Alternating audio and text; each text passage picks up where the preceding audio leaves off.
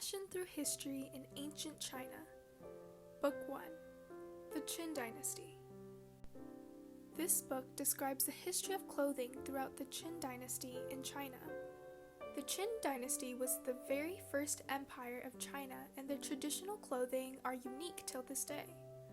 You will not only get to explore the common outfits of lower and upper class clothing, but also the lavish attire of royalty wear and outfits for special occasions.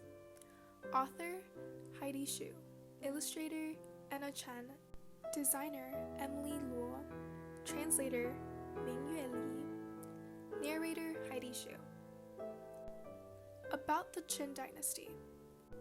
The Qin Dynasty established the first empire in China. One of the most important creations of the Qin Dynasty was the standardization of non-alphabetic written script across all of China. This script was simplified to allow faster writing, useful for record keeping. The Qin Dynasty was also known for its engineering marvels, such as the Great Wall of China and an underground tomb that was built for the king, Qin Shi Huang's afterlife. Many monuments built for the king were preserved, which allows people today to get a sneak peek of what life was like back then. In this book, we will explore what clothing people wore during the Qin Dynasty. Lower class clothing. Common people could wear only clothes made of linen that were colored white or pale yellow. Linen is a lightweight fabric that was convenient for farmers and workers to wear in the hot, humid weather.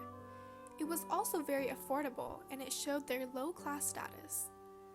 They usually wore a one-piece dress with long, large sleeves. Common women also wore simple clothing that looked like robes with long sleeves, a long skirt, and paired with flat shoes. Upper-class clothing. Noble families wore darker clothing because during this time period, dark colors represented superiority.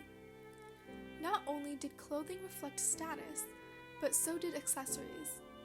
For example, only a minister was allowed to wear bronze decorative accessories. Noblewomen wore robes and coats that were usually embroidered.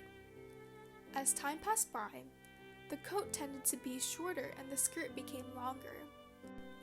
Noblewomen even needed maids' help to lift up the skirts to avoid the skirts being stained by the ground.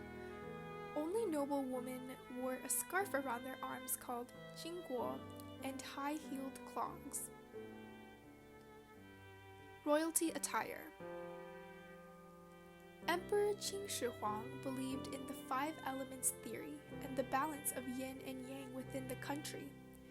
He associated the Zhou dynasty with the Fire Nation because they favored the colored red.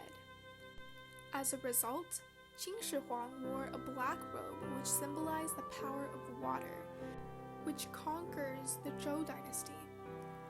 As for accessories, the emperor wore a hat detailed with jade. Jade represented status and symbolized virtues of courage, justice, and wisdom. Fun fact: the 5 elements included fire, red, wood, blue, earth, yellow, metal, white, and water, black. These elements are said to be the key elements to keep the world in balance. Outfits for special occasions.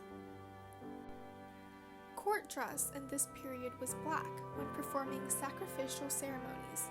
The formal dress was edged with red. During weddings, both men and women wore black robes lined with red. Many of the Qin Dynasty wardrobe was continued to be worn during the Han Dynasty. Traditional clothing during the Qin Dynasty was just the beginning of decades of beautiful clothing. The end.